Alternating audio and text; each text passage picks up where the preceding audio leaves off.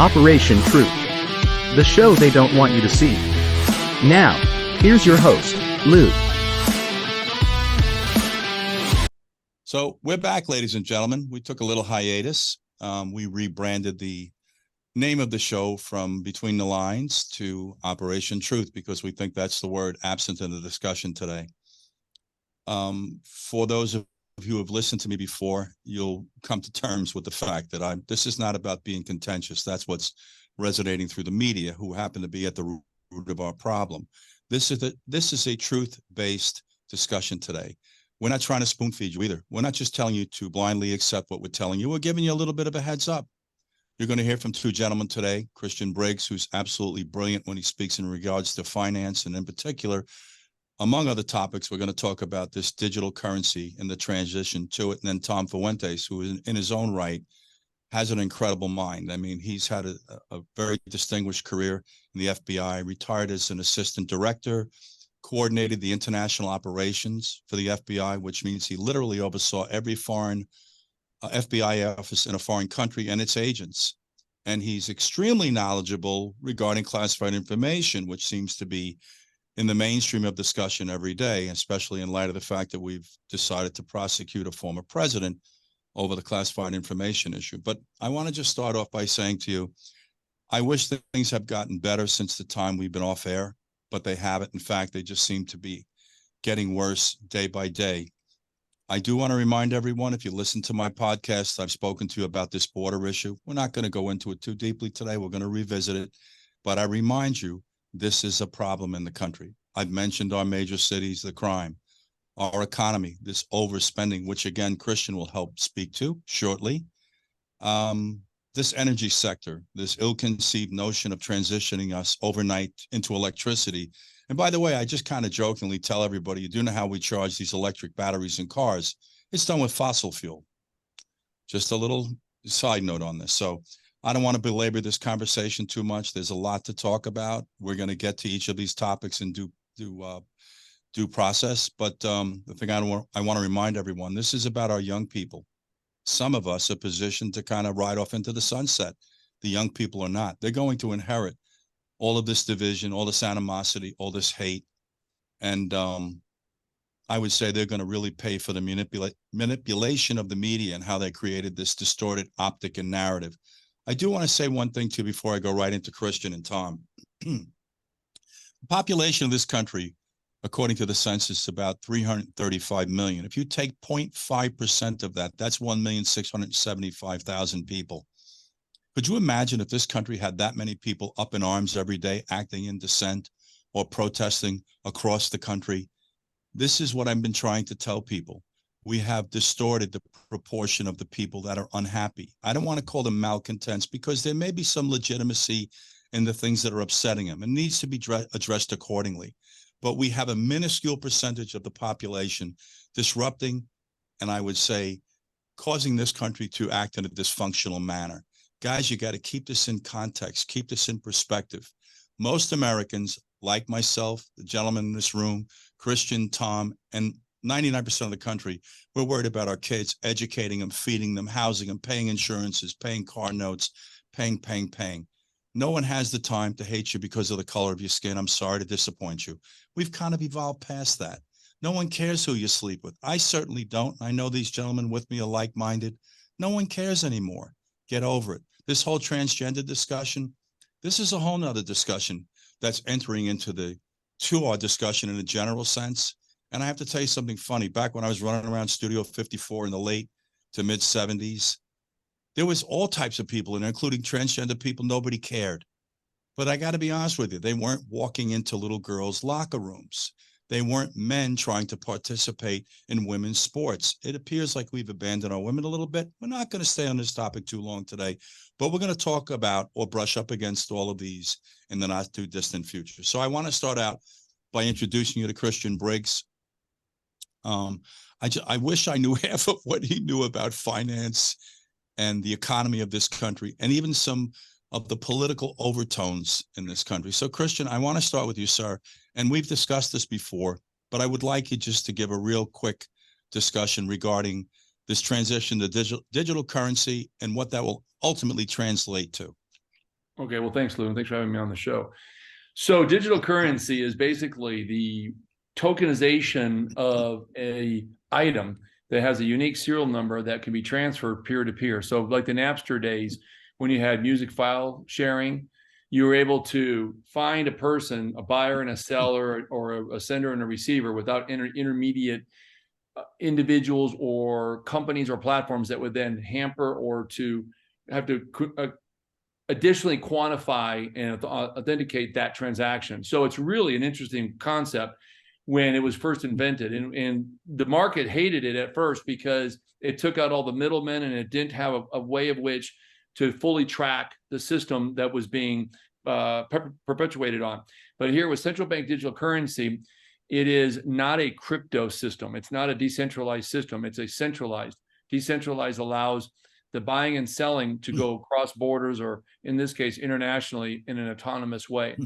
Now, with centralized, each token or dollar that's digitized has a unique serial number already engraved in it.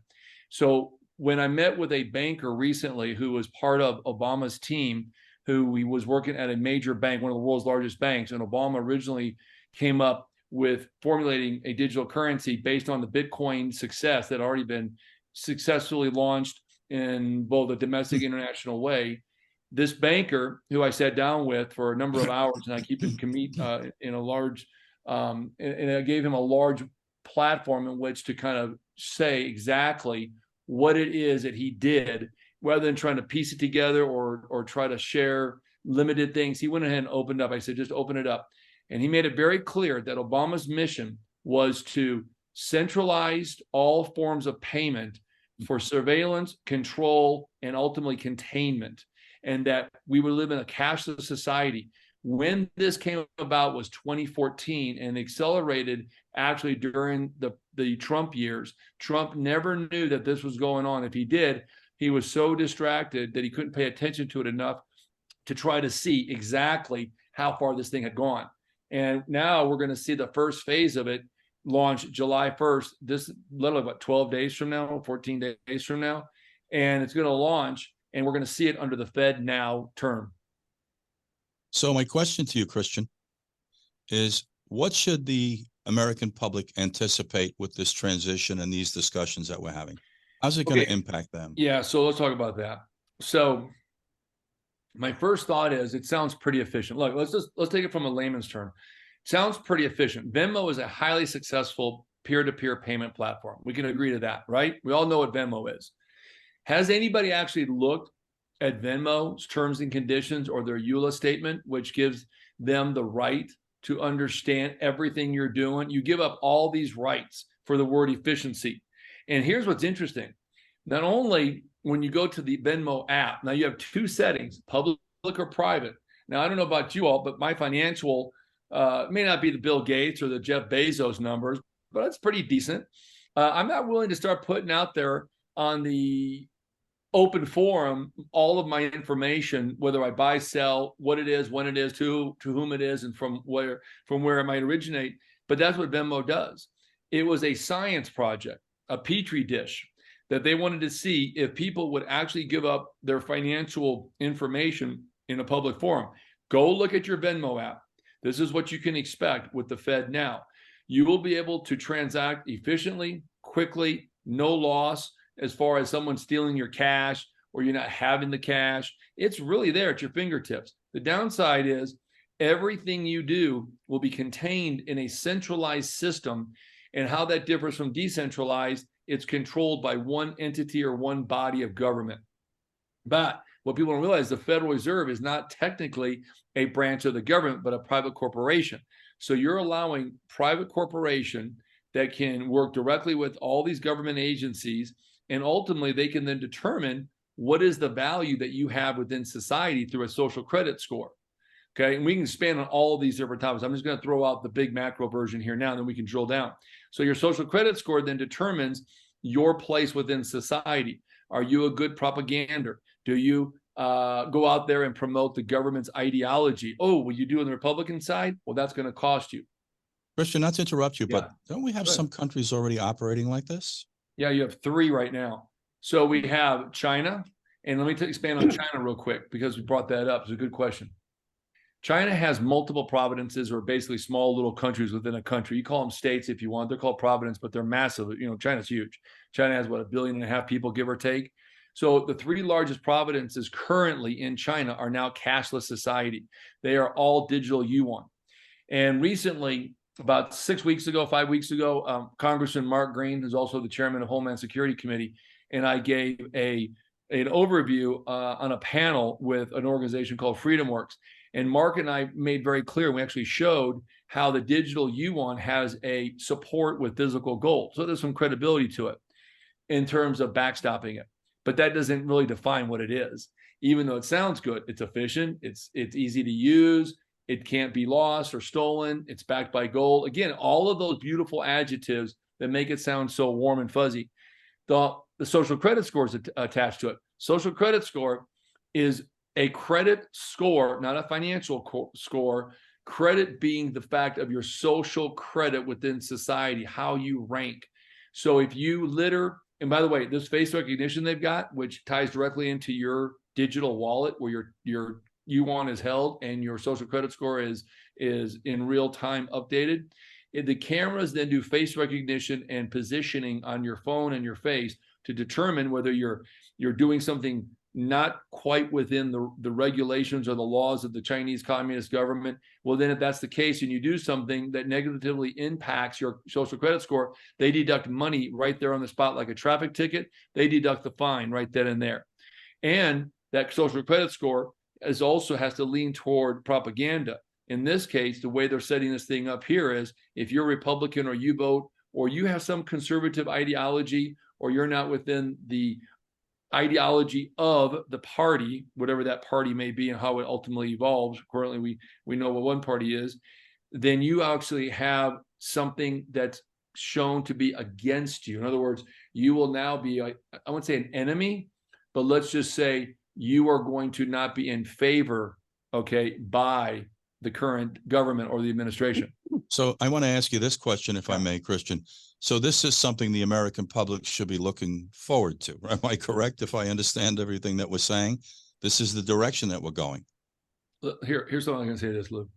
Listen, communism's okay. If I'm on the committee that makes all the rules and regulations, if I'm one of the party members, committee members, communism is fine. Now, it's good if you're in that circle, that very inner circle, limited. But it's not going to be good if you're the 99.9% that have adhered to strict laws and regulations that limit your travel. I'll give you an example. France has introduced the most wacky climate change rules ever. They are now starting to implement that you can not do travel vacations, but so many per year, or limited to how far you can fly. Now, you can walk, you can get a bicycle, okay? You can get a unicycle if you want to be, if your previous job was in a circus or something and you know how to do a unicycle, God bless you. You cannot drive, fly, or use a boat. They're limiting it now. This is because they're able to control the citizens, the people of France. They're launching their CBDC immediately. That's why there's tons of riots going on. So again, the government, when they control the 3 elements, right? There's 3 elements of society: transportation, health, and money. Okay. You've got health already covered by the Obama fiasco, the Affordable Care Act, which is a fiasco, which I would expect that to collapse in the next 18 to 24 months into socialized medicine with an app. That's the word on the street. Second thing is transportation. We all know that electric cars was never about the environment. It's about an on or off switch. What's left? Your money. If they control all 3, your money being the most important, because without the money, you're never going to get healthcare anywhere in the world. You certainly aren't going to be able to get transportation. So with the ultimate control, as Obama once said, if we can control the wealth, we control the people. And he's right. Stalin has said it. Lenin has said it. Everybody who has been in a dictatorship ideology, okay, that type of philosophy, always said. Hitler did the same thing. Took the guns, took the gold. You can't fight and you got no wealth. Cuba's done it. Chavez did it in Venezuela. North Korea did it. When you look back in the early 50s, in North Korea, they were promising socialism was equal, fair, and wonderful utopia. Ultimately, now they're resorting to having to eat their pets in order to survive. I want to ask you this question also, and this is also, Tom, segueing into you. It deals with China's insinuation into our culture. We've been experiencing balloons. Now we're looking at Cuba. We're concerned about them owning masses of land near missile silos or military sensitive areas. I'm going to let you continue, Christian, is your perspective on this, and then I want to go right to Tom because I know Tom has a very unique outlook on this. So go ahead, Christian. So let's talk about the balloons first. So all the 2 days into the balloons, and again, I make no bones about it. I'm a journalist in a sense. I have sources that help me understand what is the ultimate definition of the propaganda. What is the real meaning of it? I always say, who's who in the zoo, right? You want to know what exactly, is it a giraffe? And they tell you it's a zebra. 2 days into that, made some calls, and I was told very clearly that was a surveillance Chinese military operative. Operative not having to be a human, it can be anything. It could be an inanimate object. And they said it was coming straight down the middle of the US, and then it was going to turn right. And they literally knew the pattern, and it was taking all of the elevation terrain of the United States in a certain area. Second, which was most important, which I don't know if this is the scariest part because it's all scary, was it was determining where our nuclear weapons were stored. And it was utilizing very sophisticated methods that could track and then determine and position exactly. Okay, a couple things. Think about this. If our terrain means, why would you want to know our terrain? Invasion. They want to know what our highways, where they were, how they were, and all of the different links that you could have. Hitler did this too. When he said he was going to build the world's greatest transportation system, he wasn't talking about high-speed trains. He was talking about highways so he could move his tanks, his troops around. Okay, so ease of ability to move around the country. They were doing all of that and more. The other thing that was so scary was the fact that it lasted 6 days. Why didn't we shoot it down? Well, the word is that Biden was told clearly by President Xi, stand down, don't touch. If you look at all the things that balloon represented, it represented a complete surveillance, mapping, okay, and ultimately determination on population density to see, okay, we have high population density, what's the likelihood how many guns would be in those cities? How many people would not be in the rural markets compared to the suburbs and the city markets and the communities thereof? So it was the complete understanding of who's who in our zoo, where we were, how we were, what we do, where we do it. And now they have an understanding so well done. And remember, this wasn't the first balloon. There's been a lot of balloons during the Biden administration. We only knew about this one. Okay, guys, we're going to take a quick break. As you can tell, this conversation is getting rather interesting. When I come back, I want to bring Tom Fuentes in, former assistant director of the FBI with a rather sterling background and an incredibly unique and comprehensive understanding of these issues. And I'm going to ask him to further expand on some of these comments that we just heard from Christian. We're going to be right back, guys. Please stay with us. The world is in crisis, with political unrest and financially unstable countries trying to print their way to prosperity by taking on trillions of dollars of new debt. It's incredibly concerning. That's why you need to own silver as a hedge. So call today to receive the free hard asset information kit on how easy it is to own silver. Green energy demands will possibly turbocharge silver prices to 50, 100, even 300 an ounce, according to many experts around the world. Silver is a proven hedge against inflation. Since 1971, silver has returned over 11% when averaged yearly. Silver is a proven wealth preservation for hundreds of years. Hard Asset Management is a trusted leader in precious metals and rare coins for nearly 40 years. We have the guaranteed lowest prices, fast and easy ordering, expedited shipping, with award-winning customer service available 8 a.m. to 8 p.m. CST, Monday through Friday. So protect yourself from the chaos. Invest in stability with Hard Asset Management. Call now and get your free Hard Asset Management information kit on how easy it is for you to own silver. 844-426-4653. 844-426-4653. We're back, ladies and gentlemen. And you probably, if you were listening, you just heard gentleman Christian Briggs speaking about some issues that I think are of grave concern. One has to do with the transition to digital currency and the implication.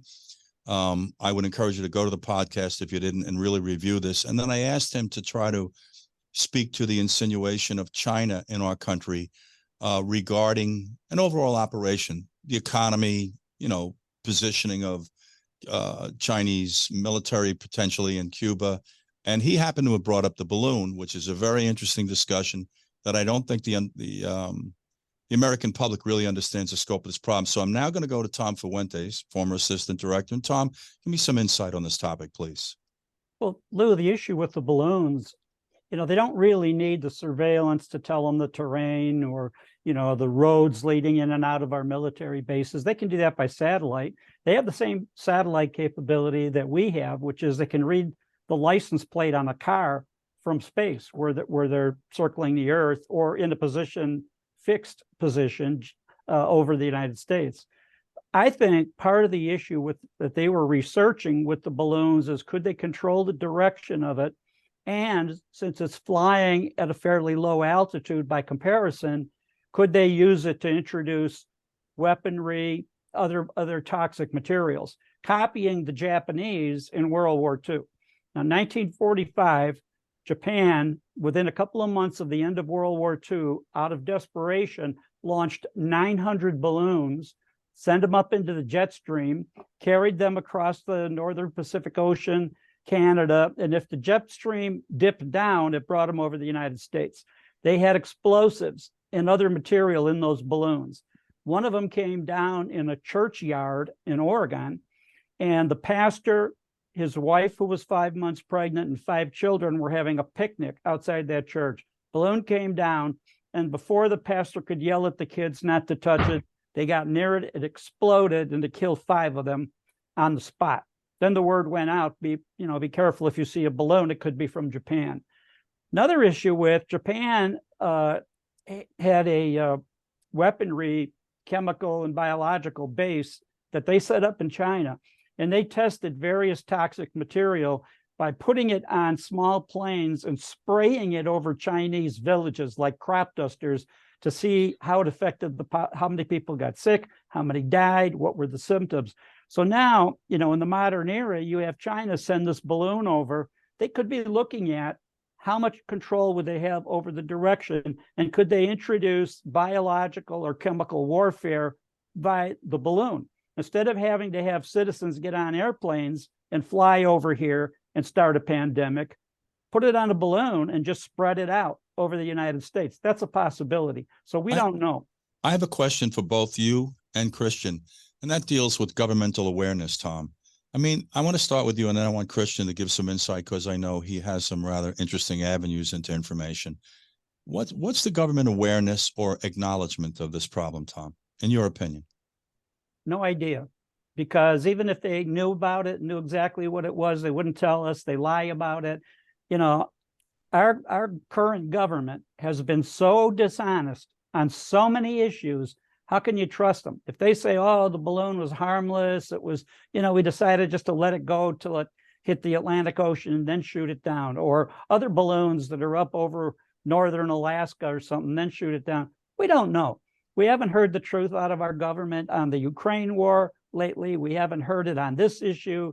We don't know what's in their mind as far as the control of the public with regard to digital currency and social credit. Every now and then it leaks out what their intention is, control of the population, but they don't want to admit that. Oh, this new currency is going to be so efficient, you'll love it. Or this, whatever they sell us many times is not the truth. And that's the problem.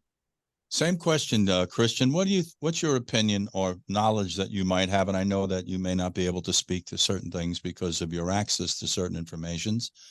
But same question. What do you think the issue is with government awareness and course of action? Well, government awareness, I think they're very aware. I think the government has an unbelievable plan. And like Lou said, what Thomas just said, Lou, and he's right. You cannot trust one word that comes out of the government anymore. You can't even trust the media. Even Fox News has limitations on some of the things that you can take with any kind of accuracy. So government has a plan. Government. Let me interrupt you for a second, both of you, because you both have alluded to the government and this lack of distrust. Is that on both sides of the aisle, gentlemen? Or are we just talking about one particular entity that happens to be in power right now? Because I know Tom alluded to the current government, but I'm concerned about the overall credibility of this government to begin with. I am suspect as to these investigations, why they're so protracted, why the byproduct of them. And I know, Tom, you intimately know this because that's your background, similar to mine, probably more enhanced than mine. But, is the question limited to the Democrats? Are we saying this is possibly to Republicans as well, gentlemen? Thomas, you take that one first if you want, because you don't want me to answer that. Yes, I do. Yes, I do. Because part of the platform on this show, Christian, is that we're all Americans first. We're not Democrats or Republicans. We're parents. We're Americans, and we want what's best for this country, independent of the politics and the obvious agenda. So I'm going to give you the question back and give us the answer in your opinion. This is your opinion. You're entitled one. All right. Well, I'll give you an opinion. I don't think I'm far from facts, because I like to think that opinions are based on material facts that have theoretically strong basis of conclusions that are truth. And here's how I would say it. I would say that the Democrats have a party that, based on the way they believe and the ideology that they've adopted, is atheism, and government has become the new religious party that would ultimately satisfy all the needs and demands of individuals.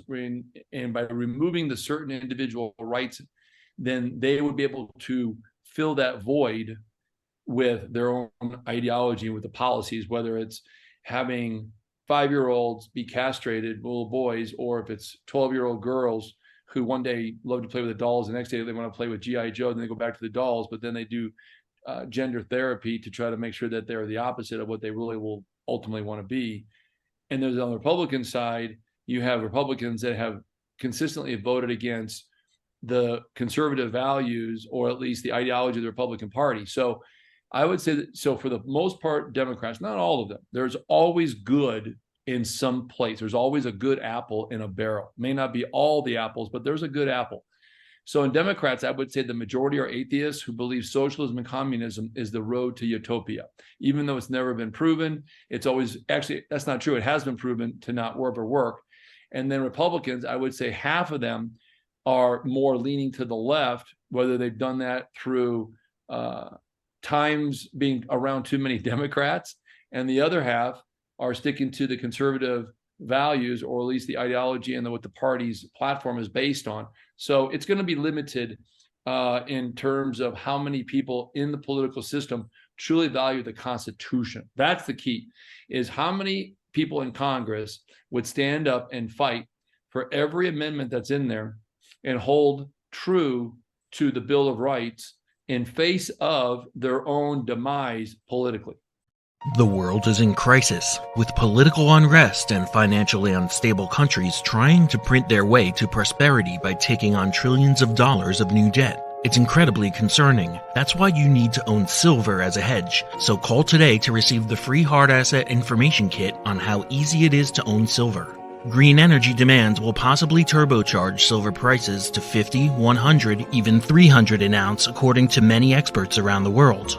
Silver is a proven hedge against inflation. Since 1971, silver has returned over 11% when averaged yearly. Silver is a proven wealth preservation for hundreds of years. Hard Asset Management is a trusted leader in precious metals and rare coins for nearly 40 years. We have the guaranteed lowest prices, fast and easy ordering, expedited shipping, with award-winning customer service available 8 a.m. to 8 p.m. CST, Monday through Friday. So protect yourself from the chaos. Invest in stability with Hard Asset Management. Call now and get your free Hard Asset Management information kit on how easy it is for you to own silver. 844-426-4653. 844-426-4653. Ladies and gentlemen, we had a little break. We're back, and I have some questions I wanted to specifically direct to Tom Fuentes. Tom, as I mentioned, is a former assistant director of the FBI. He has quite an extensive background, knowledge, and intimate understanding of classified information and how it's managed and protected. So, Tom, I want to start out by asking you, for the edification of the listener and the viewer, explain what a skiff is. And I'm going to do this in like little increments, so it's really simple for people to follow this bouncing ball, because you know and I know the media, depending on what side you're sitting on, is trying to misrepresent exactly what's going on with the handling of classified information. So let's start. What's a skiff, Tom? A skiff stands for Secure Compartmented Information Facility. So basically, like you saw on some TV shows, the cone of silence or whatever, but it's a room that is designed where it cannot be penetrated by outside electronic surveillance When you go into a skiff, you have to sign in and leave all of your electronic devices out. You cannot take camera equipment, cell phones, beepers, pagers, nothing of the kind into a skiff. And then you go in there and you can't take anything out. But So somehow, I want to stop you right there, Tom. So we're going to do this in little increments. So you get into a skiff, which you have clearly defined what it is, and you're then allowed to review classified information, depending on need, I'm assuming, correct, Tom? Not just right, the anybody. people running the meeting can pass out documents or reading material, reports, whatever. Everybody in the skiff can look at it while they're in the skiff, but they have to leave it. They cannot take it out when they leave. So a U.S. senator could, in theory and in practice, be participating in the review of classified documents in a skiff in this environment.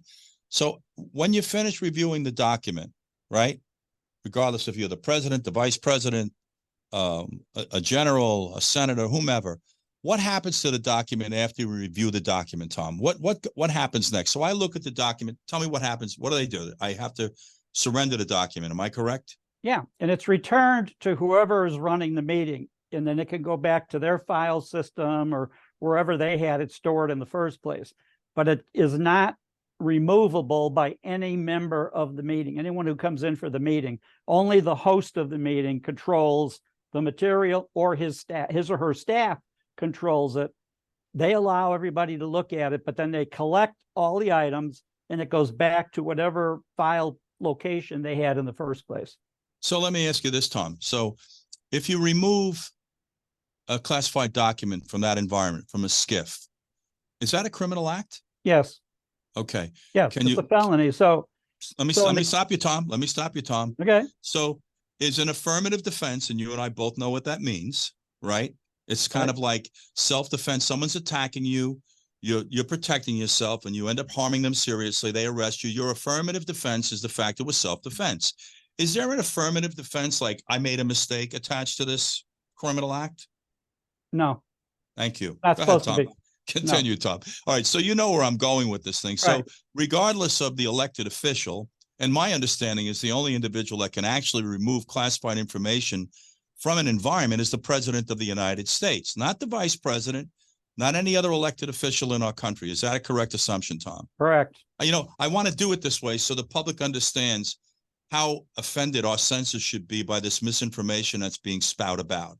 So I don't want to really delve into Donald Trump, but I think there's an issue here because we've had a number of other officials, elected or appointed, okay, that have clearly mishandled classified information without any type of ramification attached to it. Yeah, and you have to take a look at the Trump issue, like it or not. I agree with you, Tom, but it's symbolic. It's symbolic of a broken system, and we do know that. But the fact is, you've talked about the media and misinformation. I hear over and over again on mainstream media that what Trump did is the same. Biden did the same thing. Hillary did the same thing. They did not. Now, the original act that Trump is being charged with improperly, and it's not my view, Matthew Whitaker, Attorney General for a while in the Trump administration, who's very brilliant, a former U.S. attorney. Matthew Whitaker has said, they charged Trump with violation of the Espionage Act. Now, the Espionage Act was passed in 1917 to go after subversives during the World War I that Woodrow Wilson wanted jailed, essentially. But in 1978, Congress passed the Presidential Records Act that supersedes Espionage Act. So back when the FBI was investigated Hillary Clinton, and James Comey, the director, held his July press conference in 2005, saying that they were looking at the Espionage Act and what would have to happen for them to be able to use it against Hillary Clinton. If they were going to charge her, that would apply to Hillary Clinton. It does not apply to President Trump. And the first time it was tested in court was against Bill Clinton. They refer to it as the Sox case. Now, Clinton, after he left the presidency, took a number of audio tapes of conversations concerning other countries, very sensitive, classified material, took it home after he left the presidency. He declassified it, took it home, and hid them in his socks drawer. Now, there was a court case that came out of that, and the courts ruled, no, he had a right, he can put him in a sock drawer, whatever. He had an absolute right to determine what he wanted to do with those materials because he was a president. Not any other job, but he was president. So you have, in the current time, Trump being charged with Espionage Act violations, and Matthew Whitaker, who I regard as absolutely authoritative on this topic, along with many other attorneys that have weighed in. But in the last couple weeks, Whitaker has said, no, Espionage Act does not apply to Trump. The Presidential Records Act applies, and and by the way, it carries no criminal penalties. The Presidential Record Act is a set of civil proceedings with the president and the records storage, NARA, the agency that stores the records. So he's basically saying this law, the laws used to charge Trump don't apply. Let me just brush on two topics real quickly. One, you were a current FBI agent at the time we had the sock issue, correct? You were actively in the FBI. Yeah. And I do want to ask you something else. So, I could see there's some gray area here being the vice president. Not quite sure how. I would defer to you on that. The president, there seems be a lot of ambiguity and misinformation floating around. But let's talk about a U.S. senator or any elected official removing classified information that we now found out you had in your possession for decades. Is that correct, Tom? Yes.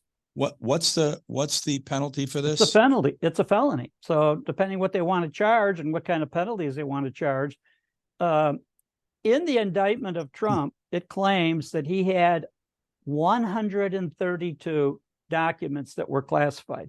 Now, when you see the pictures that they threw in with the indictment, boxes and boxes spread all over Mar-a-Lago and files all over the floor, that's misleading on purpose, because the classified documents, if you took one of those boxes, it would fill up about an inch, of the bottom of the box of the classified. All the rest of those boxes, Trump has addressed that and said, look, they've got gifts that I had received from foreign dignitaries and personal material, newspaper clippings, things that I wanted to review, to write my memoirs or send people thank you letters, whatever it might be.